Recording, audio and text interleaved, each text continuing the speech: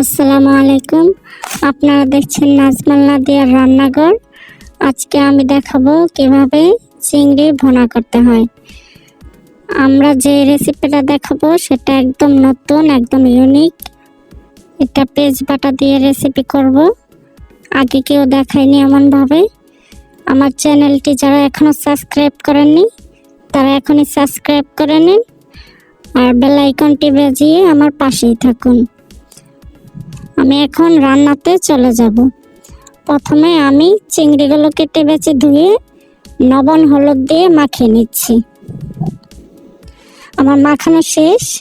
এখন আমি প্যানে তেল দিয়ে দিচ্ছি পরিমাণ মতো। এখন চিংড়িগুলো ভেজে নেব। চিংড়িগুলো লাল লাল হওয়া পর্যন্ত ভেজে নিতে হবে। আবার বেশি ভাজা যাবে না, যেন পুড়ে না যায়। লাল লাল করে ভেজে নেবেন, তাহলে খেতে ভালো লাগবে। আমার ভাজা শেষ, আমি উঠিয়ে নিচ্ছি। এখন কিছু গরম মশলা দিয়ে দিচ্ছি, তেজপাতা আর জিরা দিয়ে দিচ্ছি। এগুলো দিয়ে এখন একটু নাড়াচাড়া করে দেব। আমি বেশিক্ষণ নাড়ব না, এই তো আমার হয়ে এসেছে। এই পর্যায়ে আমি এখানে দিয়ে দেব পেঁয়াজ বাটা।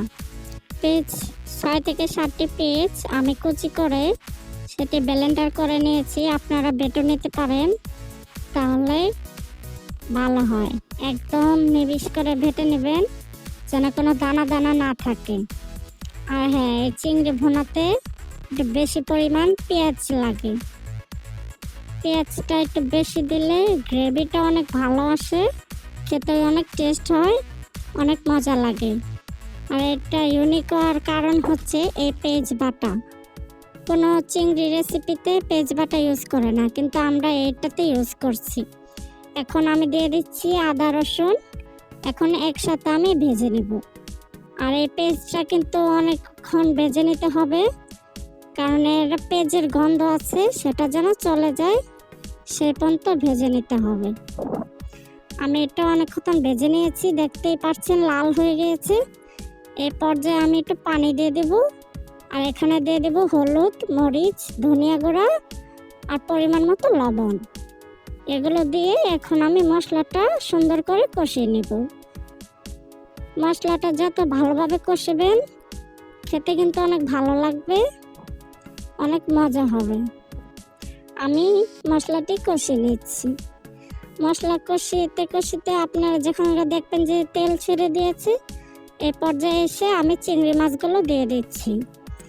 আগে ভেজে তুলে রেখেছিলাম সেই চিংড়িগুলো দিয়ে দিচ্ছি।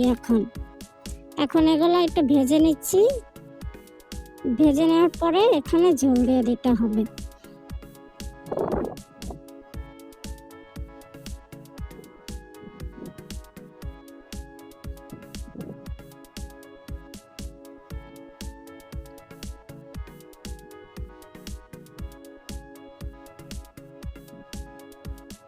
আমার প্রায় ভাজা শেষ। এখন আমি পরিমাণ মতো ঝোল দিয়ে দিচ্ছি। আপনারা যে যেমন ঝোল খেতে পছন্দ করেন সে তেমনভাবে ঝোল দিয়ে দেবেন। ঝোল দিয়ে আমি প্রায় 20 মিনিট অপেক্ষা করলাম।